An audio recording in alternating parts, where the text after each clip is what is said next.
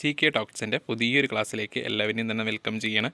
ഇന്ന് നമ്മൾ മെയിനായിട്ട് ഡിസ്കസ് ചെയ്യുന്നത് കേരളത്തിൻ്റെ അടിസ്ഥാന വിവരങ്ങൾ. നമ്മൾ മുന്നത്തെ വീഡിയോയിൽ കുറച്ച് കാര്യങ്ങൾ ഡിസ്കസ് ചെയ്തിട്ടുണ്ടായിരുന്നു. അതിൻ്റെ ബാക്കി ബാലൻസ് പോർഷനാണ് ഇന്ന് ഡിസ്കസ് ചെയ്യുന്നത്. അപ്പോൾ തുടക്കക്കാരൊക്കെ ഇങ്ങനെ കണ്ടുപോകുക എന്നല്ലാണ്ട് നമ്മുടെ ചാനൽ സബ്സ്ക്രൈബ് ചെയ്യുന്നില്ല. കുറച്ച് പേരെ സബ്സ്ക്രൈബ് ചെയ്തിട്ടുള്ളൂ ഇതുവരെ. അപ്പോൾ ബാക്കിയുള്ളവർ ചെയ്യണം, കാണുന്നവരൊക്കെ.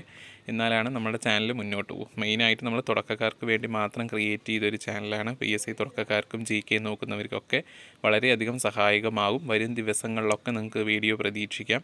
അപ്പോൾ നിങ്ങൾ എന്തായാലും ചാനൽ കാണാൻ മാത്രമല്ല നിങ്ങളുടെ കൂട്ടുകാരിലേക്ക് ഷെയർ ചെയ്ത് കൊടുക്കും, സബ്സ്ക്രൈബ് ചെയ്യും, നമ്മളെ വിജയിപ്പിക്കണമെന്ന് പറയുകയാണ്.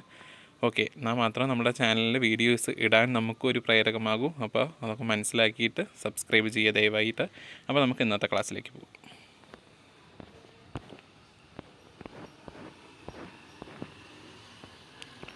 ഓക്കെ, അപ്പോൾ ഇന്ന് കേരളത്തിൻ്റെ അടിസ്ഥാന വിവരങ്ങളിൽ കുറച്ച് കാര്യങ്ങൾ പറഞ്ഞിട്ടുണ്ടായിരുന്നു. നമ്മൾ ജില്ലകൾ 14 അതൊക്കെ അങ്ങനെ കുറച്ച് ബേസിക് കാര്യങ്ങളൊക്കെ പറഞ്ഞു പോയിട്ടുണ്ടായിരുന്നു. ഇന്ന് മെയിനായിട്ടും ജില്ലാ പഞ്ചായത്തുകളുടെ എണ്ണം. ഓക്കെ, കേരളത്തിൽ ജില്ലകൾ 14ആണ്. കേരളത്തിൽ ജില്ലാ പഞ്ചായത്തുകൾ 14 എണ്ണമാണ്. ഓക്കെ, അപ്പോൾ ബ്ലോക്ക് പഞ്ചായത്തുകൾ എത്ര വരുന്നുണ്ട്? 152 ബ്ലോക്ക് പഞ്ചായത്തുകൾ വരുന്നുണ്ട്. ജില്ലാ പഞ്ചായത്തുകൾ നമ്മുടെ ജില്ലേൻ്റെ അതേ കൗണ്ട് തന്നെയാണ് 14.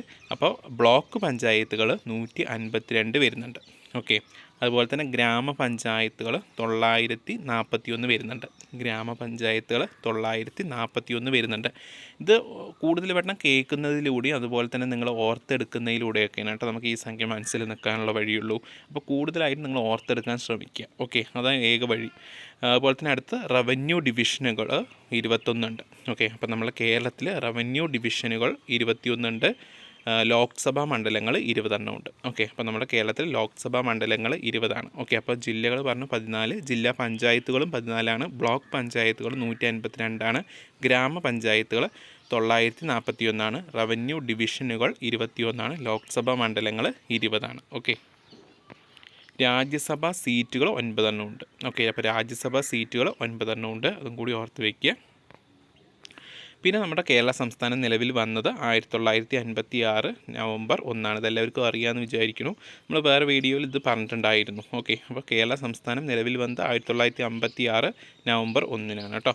അടുത്തത് കേരള സംസ്ഥാനം നിലവിൽ വന്നപ്പോൾ ഉണ്ടായിരുന്ന ജില്ലകളുടെ എണ്ണമാണ് കേട്ടോ. അപ്പോൾ കേരള സംസ്ഥാനം നിലവിൽ വന്നപ്പോൾ ഉണ്ടായിരുന്ന ജില്ലകളുടെ എണ്ണം 5ആണ്. ഓക്കെ, അത് ഏതൊക്കെയാണെന്ന് വെച്ച് കഴിഞ്ഞാൽ തിരുവനന്തപുരം, കൊല്ലം, കോട്ടയം, തൃശ്ശൂർ, മലബാർ. ഓക്കെ, അപ്പോൾ കേരളം സംസ്ഥാനം നിലവിൽ വന്നപ്പോൾ ഉണ്ടായിരുന്ന ജില്ലകളുടെ എണ്ണം 5ആണ്. ഓക്കെ, അതുപോലെ തന്നെ കേരളത്തിലെ ജില്ലകളുടെ എണ്ണം നമ്മൾ 14 പറഞ്ഞു. പിന്നെ കേരളത്തിലെ ഏറ്റവും വലിയ ജില്ല ഇടുക്കിയാണ്. മുമ്പ് പാലക്കാടായിരുന്നു, ഇപ്പോൾ ഇടുക്കിയാണ്. നിങ്ങളുടെ കാര്യം ഓർത്ത് വയ്ക്കുക, തെറ്റിക്കരുത്.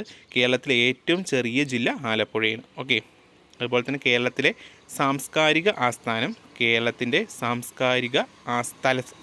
തലസ്ഥാനമാണ് കേട്ടോ തൃശ്ശൂർ. കേരളത്തിൻ്റെ സാംസ്കാരിക തലസ്ഥാനം തൃശ്ശൂരാണ്. ഓക്കെ, അത് ഓർത്ത് വയ്ക്കുക. പിന്നെ കേരളത്തിലെ ജനസംഖ്യ ഏകദേശം 3,33,00,000ആണ്. അപ്പോൾ ലാസ്റ്റ് സെൻസസിലൊക്കെ പറയുന്നത് 2011 ലാസ്റ്റ് സെൻസസ് ഒക്കെ കഴിഞ്ഞിട്ടുള്ളത്. അതിനെയും നമുക്ക് മാറ്റം വരുന്നുണ്ട്. ഇപ്പോൾ മെയിനായിട്ട് ഒരു ഏകദേശം 3,33,00,000 എന്നുള്ളത് ഓർത്ത് വയ്ക്കുക. ഇന്ത്യയിൽ ഏറ്റവും ഉയർന്ന സാക്ഷരതാ ശതമാനം കേരളത്തിലാണ്, 94%. ഓക്കെ, പിന്നെ ഇന്ത്യയിൽ ആദ്യമായി സമ്പൂർണ്ണ സാക്ഷരത നേടിയ സംസ്ഥാനം കേരളമാണ്. ഓക്കെ, ഇന്ത്യയിൽ ആദ്യമായി സമ്പൂർണ്ണ സാക്ഷരത നേടിയ സംസ്ഥാനം കേരളമാണ്. 1991 കേട്ടോ. അത് ഏപ്രിൽ 18 1991 ഏപ്രിൽ 18. ക്രിസ്തു മതവിശ്വാസികൾ ഏറ്റവും അധികമുള്ള സംസ്ഥാനം ഏതെന്ന് ചോദിച്ചാലും നമ്മുടെ കേരളമാണ് കേട്ടോ. അടുത്ത് മറ്റു സംസ്ഥാനങ്ങളുമായി അതിർത്തി പങ്കിടാത്ത ജില്ലകളുടെ എണ്ണം ചോദിച്ചു കഴിഞ്ഞാൽ ചോദിച്ചു കഴിഞ്ഞാൽ 3ആണ്. അത് ഏതൊക്കെയാണെന്ന് ചോദിച്ചു കഴിഞ്ഞാൽ കോഴിക്കോട്, കോട്ടയം, ആലപ്പുഴയാണ്. കോഴിക്കോട്, കോട്ടയം, ആലപ്പുഴയാണെന്നും കൂടി ഓർത്ത് വയ്ക്കുക.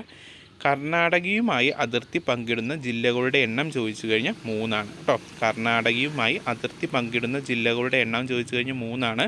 അത് ഏതൊക്കെയാണെന്ന് വെച്ച് കഴിഞ്ഞാൽ കാസർഗോഡ്, കണ്ണൂർ, വയനാട്. കാസർഗോഡ്, കണ്ണൂർ, വയനാടാണ് കർണാടകയുമായി അതിർത്തി പങ്കിടുന്ന ജില്ലകൾ. ഓക്കെ, അടുത്ത് തമിഴ്നാടുമായി അതിർത്തി പങ്കിടുന്ന ജില്ലകളുടെ എണ്ണം ചോദിച്ചു കഴിഞ്ഞാൽ 9 ജില്ലകൾ വരുന്നുണ്ട്. തമിഴ്നാടുമായി അതിർത്തി പങ്കിടുന്ന ജില്ലകളുടെ എണ്ണം ചോദിച്ചു കഴിഞ്ഞാൽ കേരളത്തിൽ 9 ജില്ലകളാണ്. വയനാട്, മലപ്പുറം, പാലക്കാട്, തൃശ്ശൂർ, എറണാകുളം, ഇടുക്കി, പത്തനംതിട്ട, കൊല്ലം, തിരുവനന്തപുരം. ഓക്കെ.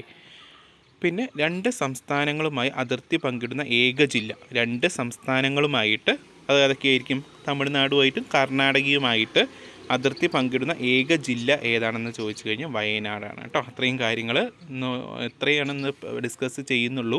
ഇനി നമുക്ക് അടുത്ത ക്ലാസ്സുകളിൽ നദികളെ കുറിച്ച് പറയാം കേട്ടോ. നദികളിൽ കുറച്ച് പറയാനുണ്ട്. അപ്പോൾ അതൊക്കെ ഇങ്ങനെ നമുക്ക് പാർട്സ് വീഡിയോ ആയിട്ടൊക്കെ നിങ്ങളിലേക്ക് എത്തിക്കാം. അപ്പോൾ നിങ്ങൾക്ക് എല്ലാ ദിവസവും വീഡിയോ പ്രതീക്ഷിക്കുക മാത്രമല്ല, നിങ്ങൾക്ക് തരും എന്തായാലും വീഡിയോ ഓരോ ദിവസവും. ഇത് തുടക്കക്കാർക്ക് വേണ്ടിയിട്ടാണ്. അപ്പോൾ നിങ്ങൾ ദയവായി ചെയ്ത് നിങ്ങളുടെ കൂട്ടുകാരിലേക്കൊക്കെ ഷെയർ ചെയ്ത് കൊടുക്കുക, സബ്സ്ക്രൈബ് ചെയ്യുക, നമ്മുടെ ചാനലിനെ വിജയിപ്പിക്കുക കേട്ടോ. ഓക്കെ, അപ്പോൾ ഇന്നത്തെ ഇത്രയാണ് ഡിസ്കസ് ചെയ്യാനുണ്ടായിരുന്നത്. Okay, thank U.